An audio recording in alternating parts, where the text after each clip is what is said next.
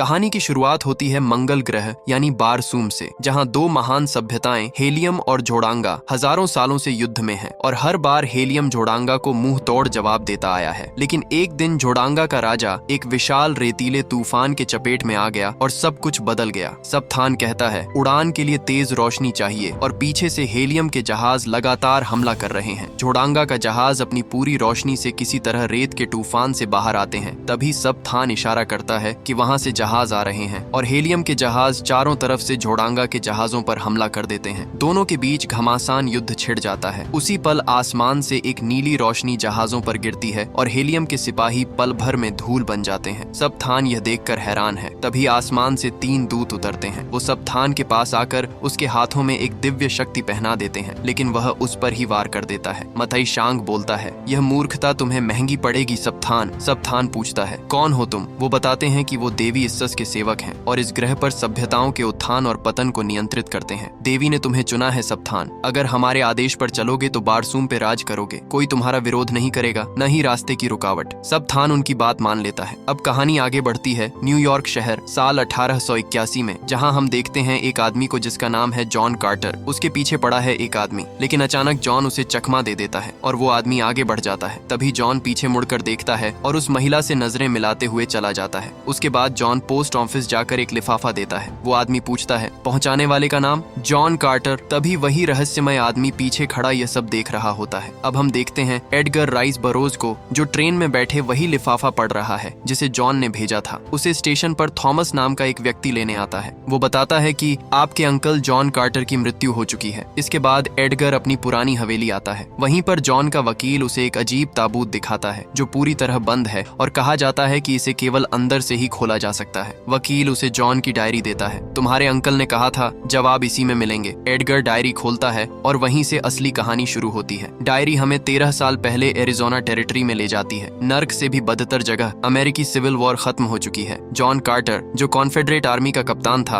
अब एक अकेला और थका हुआ आदमी है। उसने बहुत कुछ खो दिया है, अपना परिवार, अपना मकसद और अपना विश्वास। जॉन एक शराब खाने के अंदर जाता है कुछ सामान लेने, लेकिन मालिक उसे कहता है कुछ नहीं मिलेगा कार्टर। जॉन कहता है, एक बुजुर्ग व्यक्ति ने बताया कि उसने एक गुफा देखी है। मैं तुम्हारी उस सोने की गुफा के बारे में एक शब्द भी नहीं सुनना चाहता और यहाँ से निकलो। तभी कुछ शराबियों के साथ जॉन की हाथापाई हो जाती है। जॉन एक सोने का टुकड़ा देकर उसका उद्धार और आगे का एडवांस देता है। उसी पल यूनियन आर्मी के कुछ सिपाही पहुंच जाते हैं और जॉन को अपने साथ ले जाने की बात कहते हैं। जॉन भागता है लेकिन पकड़ा जाता है। जॉन बार बार वहाँ से भागने की कोशिश करता है, लेकिन फिर उसे जेल में डाल दिया जाता है। वहाँ पॉवेल जॉन से कहता है, अपाचे ने हमला कर दिया है और हमें तुम्हारी मदद चाहिए। लेकिन जॉन कहता है, शुरू तुमने किया था, खत्म भी तुम ही करो। पॉवेल गुस्से में कहता है, इसे मेरे अगले आदेश तक सलाखों के पीछे ही रखो। कुछ घंटों के बाद जॉन जेल के अंदर ही पेशाब करने लगता है। यह देख सिपाही उसके पास आता है। जॉन उसे बेहोश करके चाबी चुरा लेता है और घोड़े पर सवार होकर भाग निकलता है, लेकिन सिपाही पीछे ही पड़ जाते हैं। तभी सामने अपाचे जनजाति के लोग हथियार लिए खड़े हैं। जॉन बात करता है, लेकिन पॉवेल का एक सैनिक फायर कर देता है और दोनों में जंग छिड़ जाती है।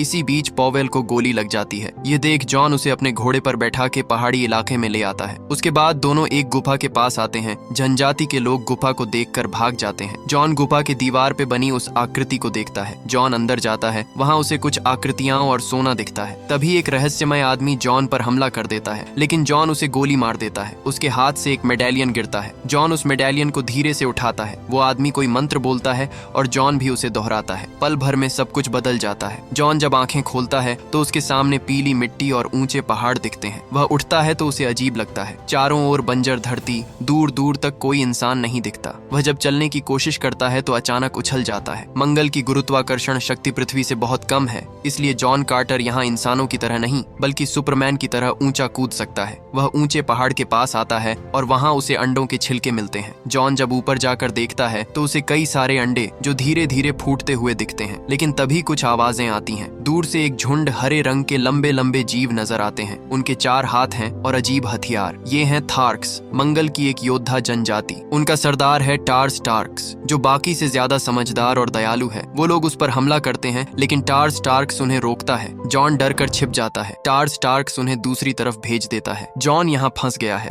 तभी टार्स टार्कस उसके पास आता है, लेकिन जॉन की नजर उसके हथियार पर है। जॉन उनकी भाषा समझ नहीं पाता। जॉन बोलता है, मैं हूँ कैप्टन जॉन कार्टर, और ऊंची छलांग लगाकर उसके हथियारों के पास गिरता है। टार्स टार्कस उसे रोकता है, मगर उसके साथ ही गोली चला देते हैं। गोली पैर को छूकर निकल जाती है। जॉन चिल्लाता है। उसके बाद थार्क्स उसके जख्म पर दवा लगाते हैं, उसे जानवर पर बैठाकर गांव ले जाते हैं। अब हम देखते हैं हेलियम की राजकुमारी डेजा थॉरिस। डेजा एक वैज्ञानिक भी है जो 9वीं किरण पर रिसर्च कर रही है। तभी उसके पिता यानी हेलियम के राजा आते हैं, मगर वो डेजा से अभी बात करने से मना कर देते हैं। राजा का साथी बताता है कि पूर्वी सीमा पूरी तरह से बर्बाद हो चुकी है। सब थान ने हमारी सारी सुरक्षा शक्ति खत्म कर दी है और अब वो खून की नदियां बहाएगा। तभी डेजा वो मशीन चालू कर देती है और बताती है कि जब मैंने सब थान के शस्त्र के बारे में पढ़ा तो हम जान गए थे कि उस बेवकूफ ने हमसे पहले उसकी खोज कर ली है। अगर हेलियम को वो मिल जाए तो कैसे चमत्कार हो सकते हैं। तभी एक घुसपैठिया उस यंत्र को बंद कर देता है। राजा कहता है, हमें अकेला छोड़ दो। राजा बताते हैं कि सब थान की कुछ शर्तें हैं, अगर हम उन्हें मान लें तो वो हेलियम को बख्श देगा। डेजा पूछती है,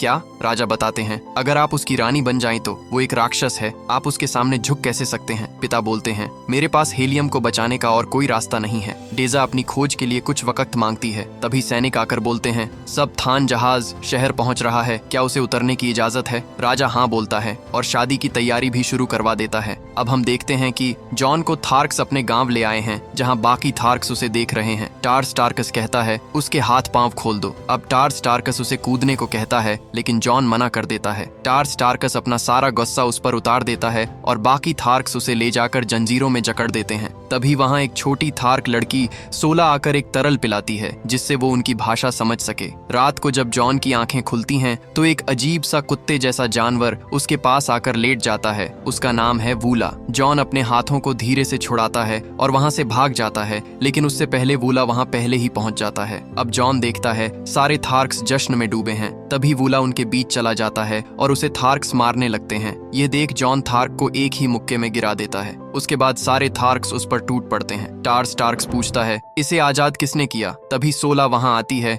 और इल्जाम उस पर लग जाता है। सुबह उन दोनों को कबीले के सामने सजा दी जाती है। गर्म धातु से सोला के बदन पर घाव के निशान लगाए जाते हैं और बाद में उन्हें छोड़ दिया जाता है। तभी आसमान में दुश्मन के जहाज आ जाते हैं, हेलियम और झोड़ांगा के। टार्स टार्कस जॉन से कहता है, झोड़ांगा ही यह जंग जीतेगा। सब थान जहाज पर हमला करता है और डेजा को ढूंढता है। डेजा नीचे से निकलकर भागने की तैयारी करती है, लेकिन उसका जहाज झोड़ांगा के जहाज से टकराकर नीचे गिरने लगता है और डेजा जहाज के किनारे पर लटक जाती है। इसी बीच जॉन पहली बार इंसान को देखता है और छलांग लगाकर डेजा के पास जाता है और उसे गिरने से बचा लेता है। सब थान हैरान रह जाता है। टार्स टार्कस कहता है, वर्जीनिया ही जीतेगा, यानी जॉन। वो डेजा को जमीन पर उतारता है और दुश्मनों पर टूट पड़ता है। जॉन और डेजा मिलके उन्हें मार गिराते हैं। जॉन छलांग लगाकर सब थान के जहाज पर जाकर उसी के जहाजों को निशाना बनाकर गिरा देता है। इसके बाद वो सब थान से भिड़ जाता है, लेकिन थान अपनी ताकत से उसे गिरा देता है। लेकिन तभी नीचे से थार्क्स हमला शुरू कर देते हैं। जहाज गिरते देख मताई शांग उसे लेकर वहां से निकल जाता है। थार्क्स जॉन के पास आते हैं और टार्स टार्कस कहता है, ये है तुम्हारे जीत का इनाम। तभी डेजा बताती है, हेलियम के बाद अगला निशाना आप हैं। टार्स टार्कस कहता है, सब थान ने हेलियम को हराने का रास्ता ढूंढ लिया है और इसीलिए तुम एक शक्तिशाली हथियार की तलाश में हो, लेकिन वर्जीनिया हमारे लिए लड़ेगा। और वो लोग इसे उनकी भाषा में नाम देते हैं, डोटार सोजात। इसके बाद डेजा जॉन से पूछती है, तुमने इस तरह कूदना कहाँ से सीखा? जॉन बोलता है, पता नहीं। डेजा कहती है, अगर ये कोई कला है तो हेलियम वासियों को भी सिखाओ। जॉन कहता है, मैं कोई किराए का टट्टू नहीं हूँ। डेजा बोलती है,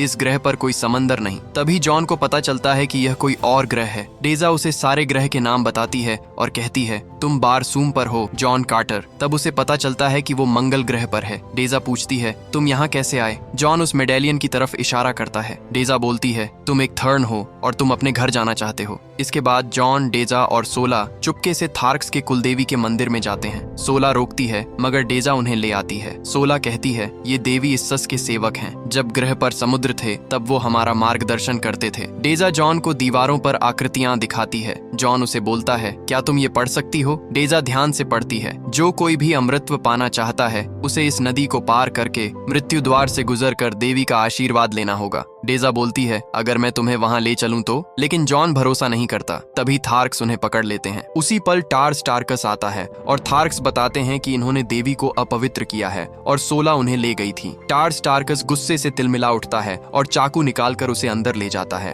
अंदर जाते ही टार्स टार्कस उन्हें फौरन यहाँ से निकलने को कहता है और सोला को पवित्र नदी इस्स के पार ले जाओ। इसके बाद थार्क्स अंदर दौड़ते हैं तो वो लोग वहाँ से भाग चुके होते हैं। अब डेजा, जॉन, सोला और वूला रेगिस्तान से होते हुए उस देवी के मंदिर की खोज में निकल पड़ते हैं। चारों ओर वीरान जगह और युद्ध में बर्बाद हो चुके कबीले। आसमान में उड़ते झोड़ांगा के जहाज उन्हें ढूंढ रहे हैं, लेकिन उनका सफर जारी है। तभी दुश्मन का जहाज रेगिस्तान में उतरता है। दूसरी ओर सोला जॉन को कहती है, ये हमें गलत रास्ते ले जा रही है और इन दोनों चंद्रमाओं को हमारे पीछे होना चाहिए। यानी डेजा उन्हें अपने शहर ले जा रही थी, लेकिन वो दोनों उसे उतार देते हैं। तभी डेजा कहती है, हम उस सब थान से शादी नहीं करेंगे। और तभी सोला को पता चलता है कि ये हेलियम की राजकुमारी है। जॉन कहता है, जाओ उससे शादी कर लो, भाग क्यों रही हो। तभी डेजा जॉन को सब बताती है। अब दोनों साथ मिलकर आगे बढ़ते हैं। सब थान उनके पीछे उन्हें खोजने जाता है, लेकिन मताई शांग अपनी शक्ति से वहां उनके पास पहुंच जाता है। तभी सोला देवी माँ को अपनी जिंदगी सौंपने जा रही थी। जॉन उसे बताता है कि उसे अपने पिता टार्स टार्कस के लिए जीना होगा। तब सोला को पता चलता है कि वो उसके पिता हैं और तुम्हारे अंदर उनके जैसा जज्बा है। इसके बाद सोला उन्हें नदी पार कराती है और कुछ देर आगे जाने पर उन्हें वो मंदिर दिखता है। जॉन बिना देर किए डेजा को ऊपर ले आता है। जैसे ही मेडेलियन चमकता है वैसे ही अंदर रास्ता बनता जाता है। दोनों सावधानी से आगे बढ़ते हैं। डेजा जॉन से मेडेलियन लेकर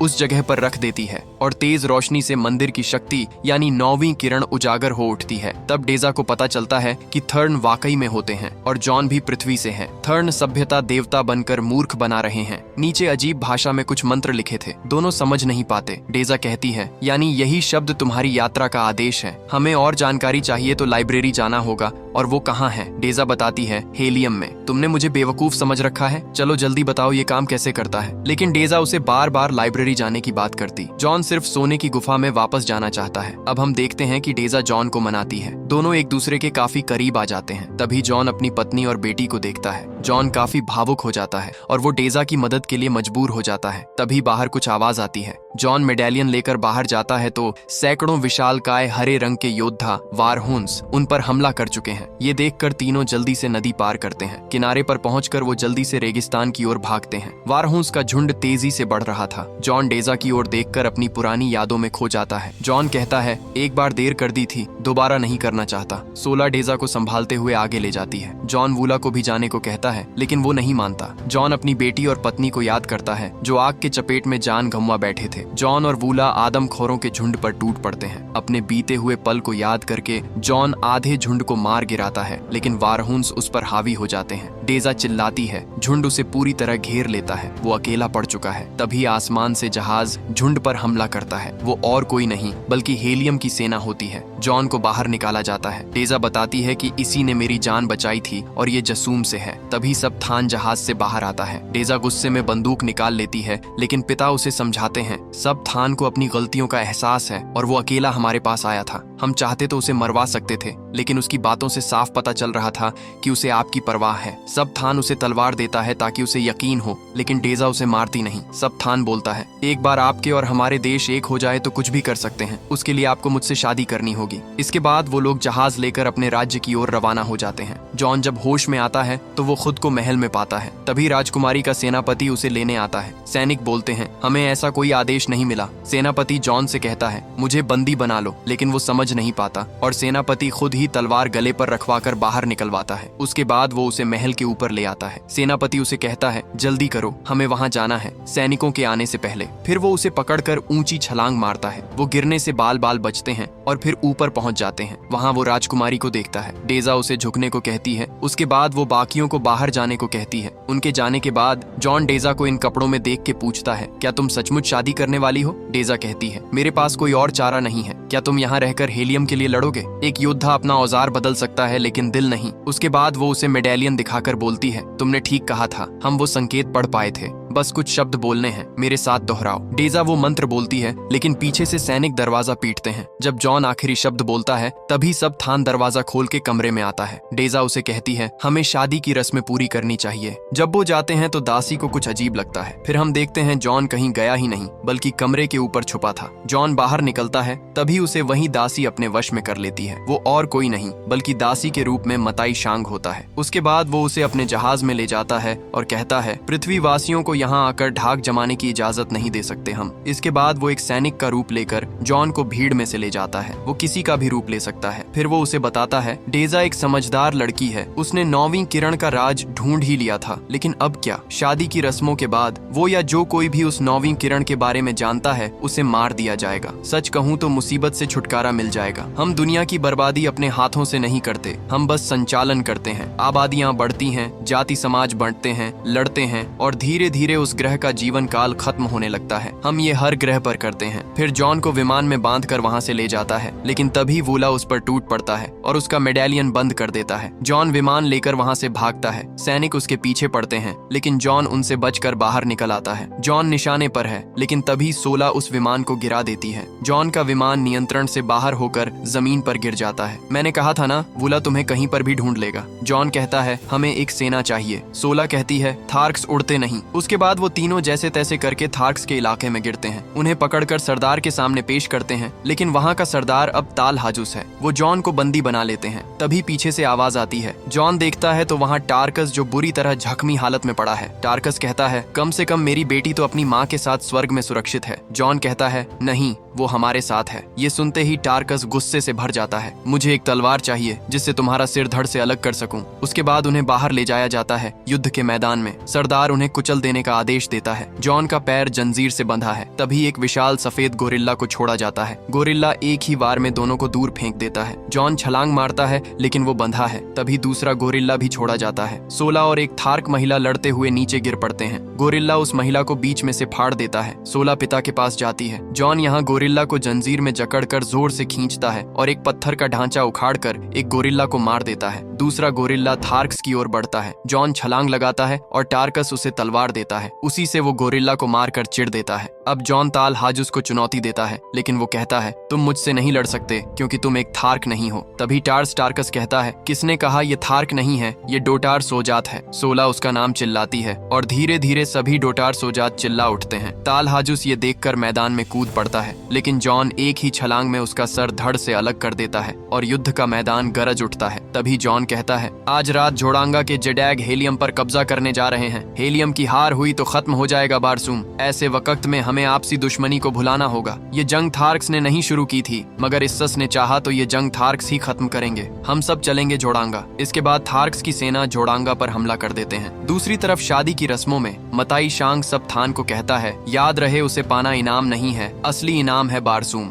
थार्क्स सुरक्षा द्वार तोड़कर अंदर घुसते हैं, लेकिन वहाँ सैनिकों के अलावा कोई नहीं होता। सोला उसे धमका के पूछती है, बताओ सब थान और डेजा थॉरिस कहाँ है? वो कहता है, उनकी शादी हो रही है हेलियम में। जॉन वहाँ जाने के लिए विमान तैयार करता है, लेकिन टार्कस मना कर देता है। ये पागलपन है, तुम मारे जाओगे। जॉन कहता है, मरने के बाद इस्सस नदी में मिलेंगे, और वो हेलियम की तरफ निकल पड़ता है। यहाँ अब सब थान और डेजा थॉरिस पवित्र जल पीकर प्रेम बंधन में जुड़ने जा रहे हैं। लेकिन तभी जॉन विमान लेकर अंदर घुस आता है और कहता है, ये एक साजिश है। तभी सब थान कहता है, हेलियम हारेगा, और दोनों राज्यों के बीच जंग छिड़ जाती है। सब थान डेजा को ऊपर ले जाता है। तभी डेजा उसके हाथ में हेयर स्टिक चुभो देती है और जॉन डेजा को पकड़ लेता है। वो मुस्कुराती है। तभी सब थान जॉन पर वार करके उसे नीचे गिरा देता है, लेकिन उसी वक्त एक जहाज अंदर घुस आता है और उसमें होते हैं थार्क्स, जो उन पर टूट पड़ते हैं। जॉन उसे झकम देकर पीछे हटता है। टार्कस उसे तलवार देता है और जॉन उसका वो हाथ काट देता है जिसमें शक्ति थी। थार्क्स पूरे महल को घेर कर हमला करते हैं। जॉन उससे पूछता है, थर्न के बारे में क्या जानते हो? अगर तुम मुझे छोड़ दो तो मैं तुम्हें सब बता दूंगा। लेकिन तभी उसके हाथ की ऊर्जा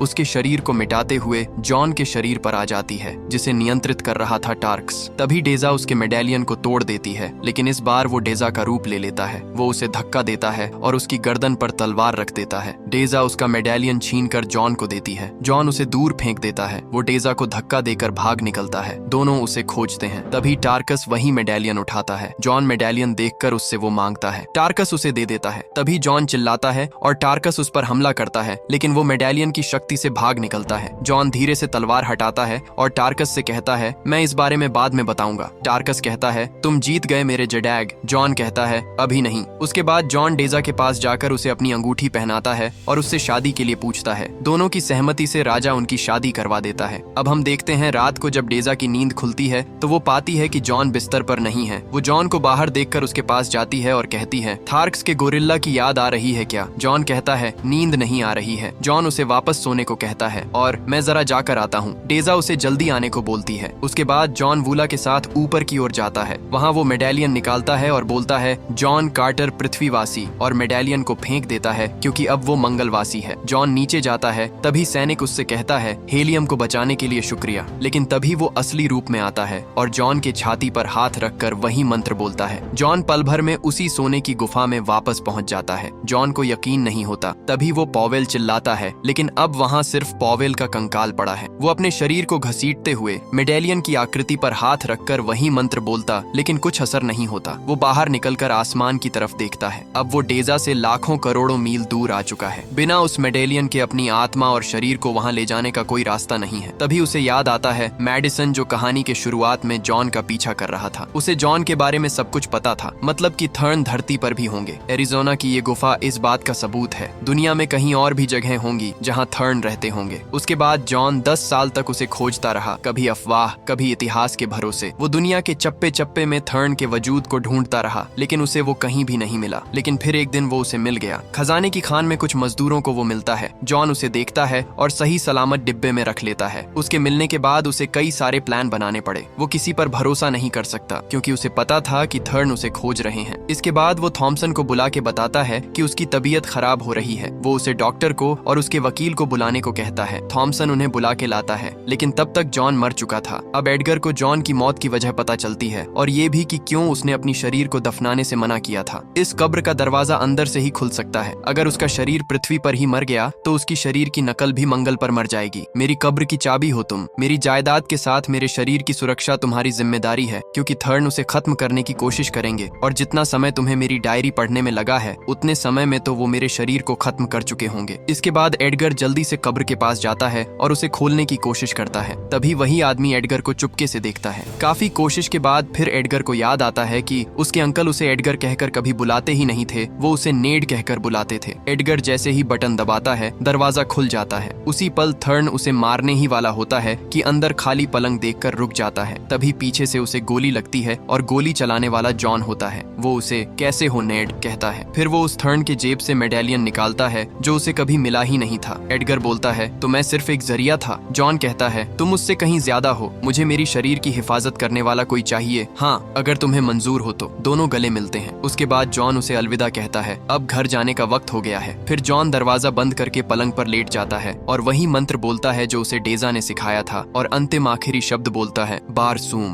उसके बाद जॉन मंगल पर चला जाता है और इसी के साथ कहानी खत्म होती है।